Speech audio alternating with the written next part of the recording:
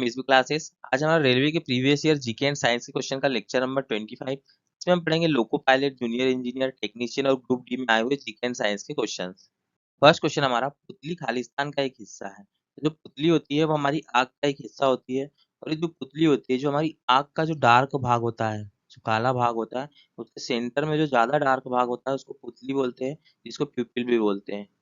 ठीक है, तो ये जो प्यूपिल, पुतली और जो आइरिस होता है, ये मिलकर आंख में जाने वाले प्रकाश को नियंत्रित करते हैं, प्रकाश को नियंत्रित करते हैं। तो ये जो पुतली है ये किसका हिस्सा हो गई, हमारी आंख का हिस्सा हो गई। और इसके बाद यहाँ पे लेंस लगा होता है। ठीक है, लेंस लाइट को फोकस करता है हमारी रेटिना पर, और जब रेटिना पर लाइट फोकस होता है तो जो रेटिना की कोशिकाएं हैं, इसको एक इलेक्ट्रिकल सिग्नल में कन्वर्ट करती है। उसके बाद जो ऑप्टिकल नर्व है, इसको हमारे माइंड तक भेजती है और वहां इसकी इमेज बनती है। ठीक, नेक्स्ट क्वेश्चन है, परमाणु रासायनिक रूप से जुड़कर खालिस्तान बनाते हैं। तो जो परमाणु है वो रासायनिक रूप से जुड़कर अणु बनाते हैं। यहाँ पे अणु करेक्ट होगा।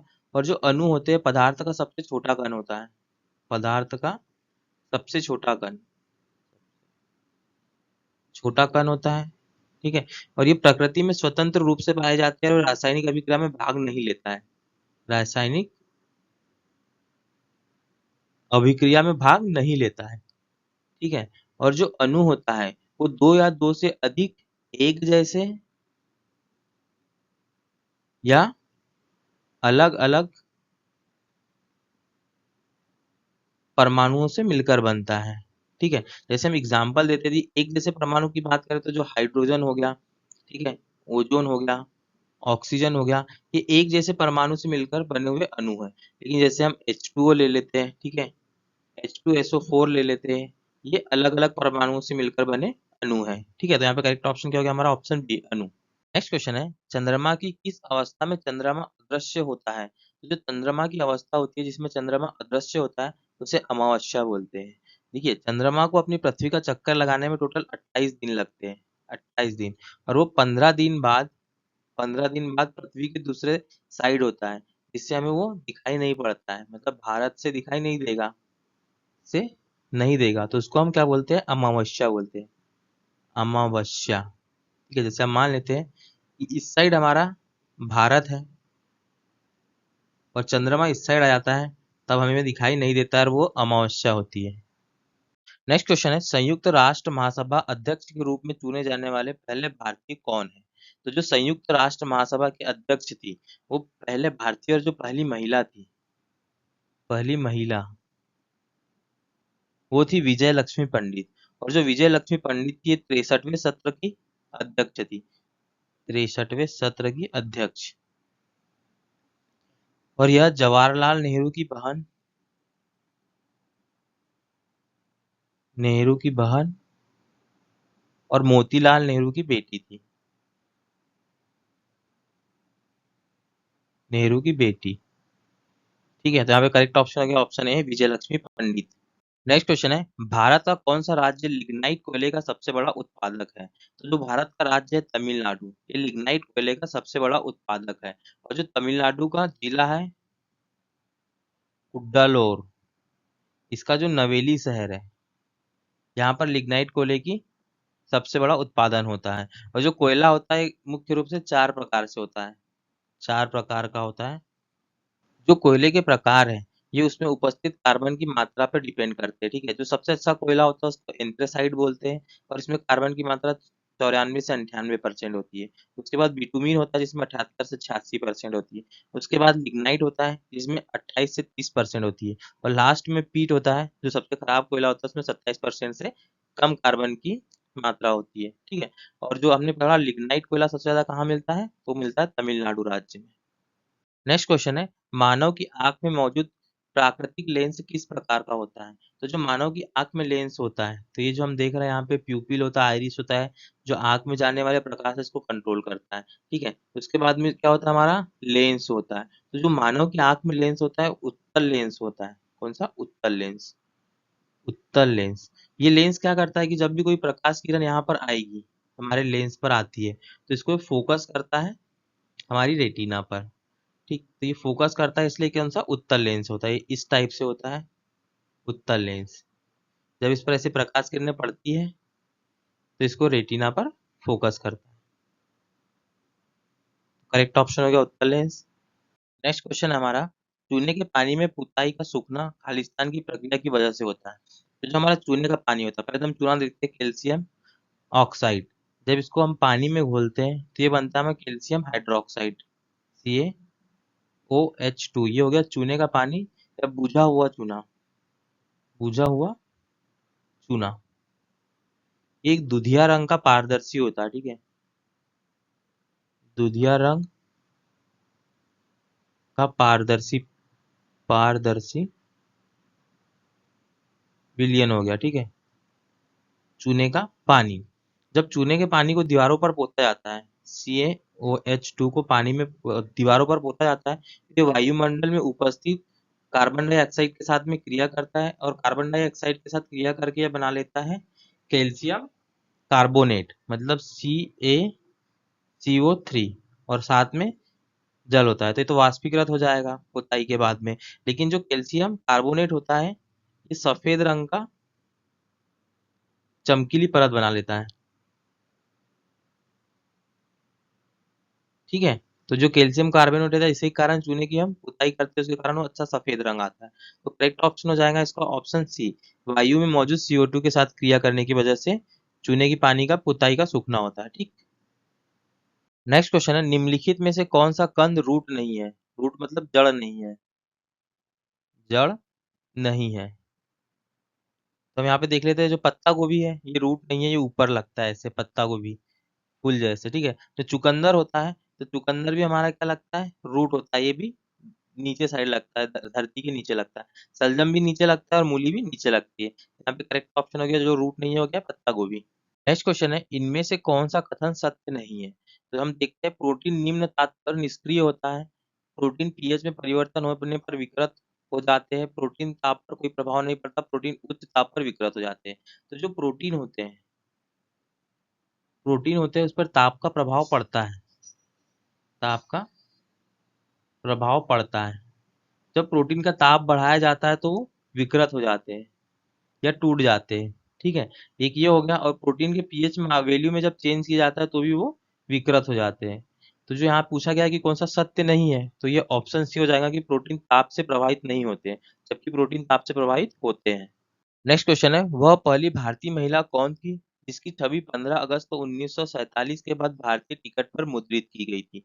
तो वो पहली महिला थी मीराबाई। मीराबाई की छवि 15 अगस्त 1947 के बाद भारतीय टिकट पर मुद्रित की गई थी और इसे जारी किया गया था 1 अक्टूबर 1952 में, 1 अक्टूबर 1952 में। जो मीराबाई थी कृष्ण भक्त शाखा की, कृष्ण भक्ति शाखा की प्रमुख कवित्री थी, शाखा की प्रमुख कवित्री थी। और इनके कुछ ग्रंथ हैं, इनके लिखे गए जो ग्रंथ हैं, इनके लिखे गए 4 ग्रंथ के नाम थे, नरसिंह जी का मायका, राग गोविंद, राग सोड के पद, गीत गोविंद का टीका। और जो टिकट थी उस पर सिर्फ हिंदी में मीरा लिखा हुआ था, ठीक।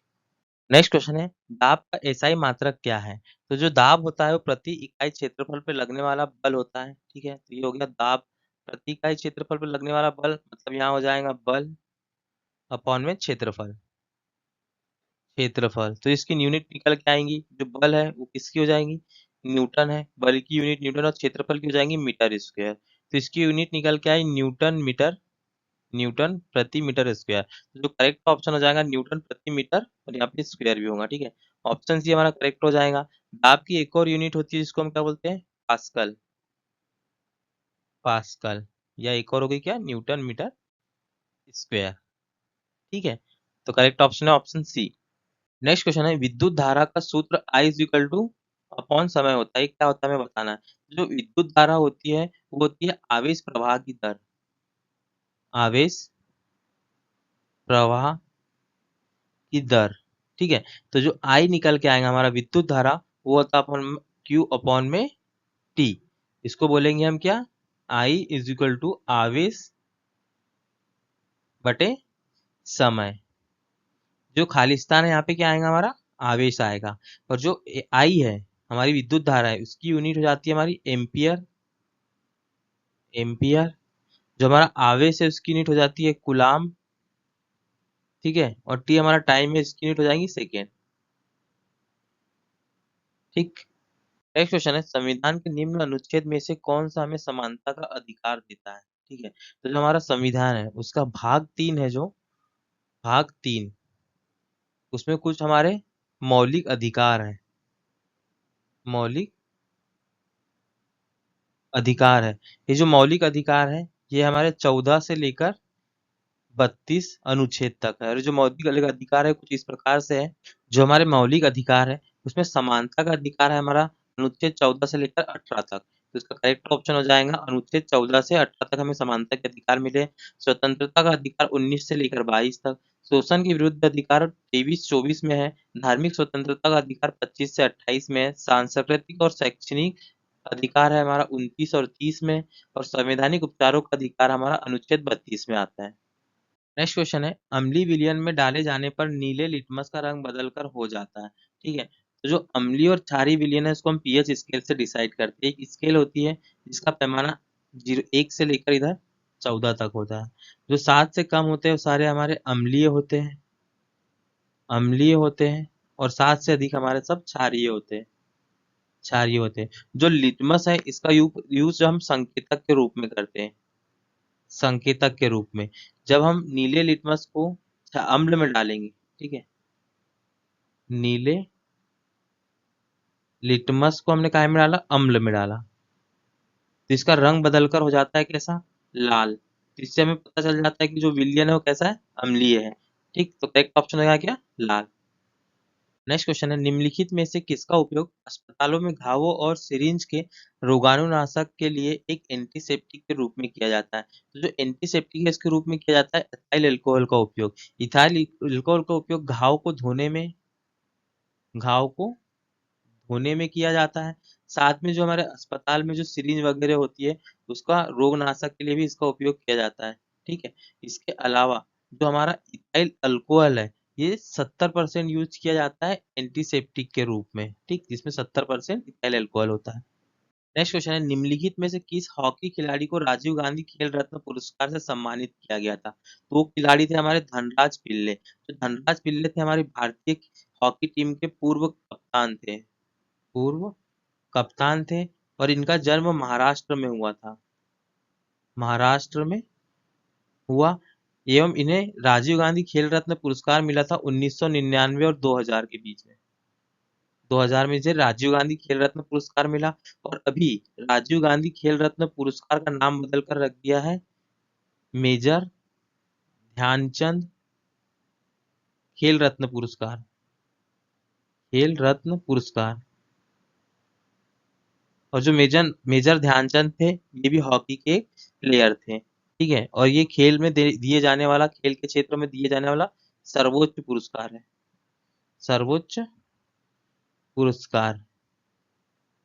ठीक है, तो करेक्ट ऑप्शन हो गया धनराज पिल्ले। नेक्स्ट क्वेश्चन है, सौर ऊर्जा कहाँ से प्राप्त होती है? तो हमें सौर ऊर्जा सूर्य से प्राप्त होती है। और जो सौर ऊर्जा एक नवीकरणीय ऊर्जा का स्रोत है, नवीकरणीय ऊर्जा स्रोत है। एक ऐसा स्रोत है जो कभी खत्म नहीं होगा, ये हमेशा मिलते रहेगा।